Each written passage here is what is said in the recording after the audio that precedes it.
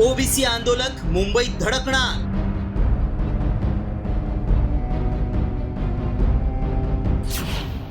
मराठा आंदोलनानंतर आता ओबीसींचा मोर्चा.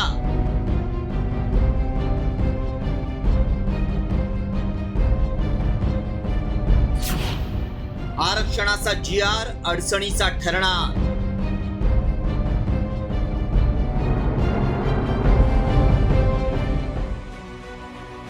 हजारो मराठा आंदोलकांनी मुंबईत चक्काजाम केल्यानंतर आता मराठ्यांच्या मागण्यांवर जी.आर. निघाला. मात्र ओबीसी समाजाच्या नेत्यांकडून आता या जी.आर.ला विरोध केला जातोय. त्या जी.आर. विरोधात ओबीसी समाज रस्त्यावर उतरण्याच्या तयारीत आहे. मराठ्यांप्रमाणे आता ओबीसी ही मुंबईत धडकणार आहे. मुंबईतल्या मोर्चासाठी ओबीसी समाजाची रणनीती काय आहे पाहूया. दसऱ्यानंतर ओबीसी संघटनांकडून 8 किंवा 9 ऑक्टोबरला मुंबईत मोर्चाचं आयोजन केलं जाणार आहे. मोर्चाच्या तयारीसाठी प्रत्येक जिल्ह्यातून 4 ते 5 जणांचा बैठकीत समावेश होणार आहे. तर दुसरीकडे न्यायालयीन लढाईसाठी वकील संघटनांची 13 सप्टेंबरला बैठक होणार आहे. तसंच मुंबई हायकोर्टाच्या 4 खंडपीठात मराठा समाजाच्या जी.आर. विरोधात याचिका टाकली जाणार आहे.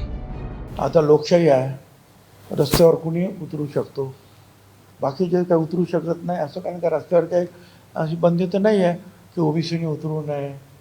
आता उतरलेच आहे ना ठिकठिकाणी. दरम्यान या जी.आर. मुळे अराजकता माजेल असं छगन भुजबळ म्हणतायत.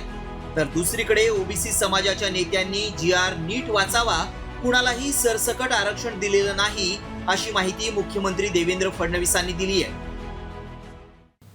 विधिज्ञ आहेत, वकील आहेत, त्यांना विचारतो त्यावेळेला त्यांचं हेच म्हणणं आहे की हे फार अडचणीचं होणार आहे. आणि म्हणून ह्या सगळ्याचा विचार करून 2/9/25चा निर्णय जो आहे याच्यातली संदिग्धता दूर करावी किंवा मागे घ्यावा.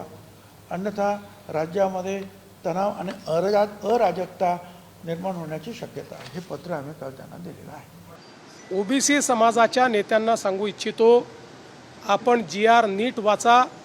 कुठेही सरसकट कोणालाही आरक्षण दिलेलं नाही.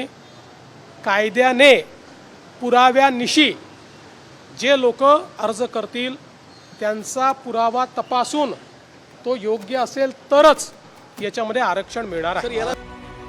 एकूणच मराठा आरक्षणासंदर्भात काढलेला जी.आर. आता कळीचा मुद्दा बनत चाललाय. त्यात ओबीसी समाजही रस्त्यावर उतरण्याची भाषा करतोय. जरांगेंप्रमाणेच ओबीसींच्या आंदोलनाच्या भाषेमुळे सरकारची कोंडी होण्याची चिन्ह आहे. आणि ही कोंडी फोडणं आगामी काळात सरकारची मोठी परीक्षा असेल. रिपोर्ट साम टीव्ही न्यूज.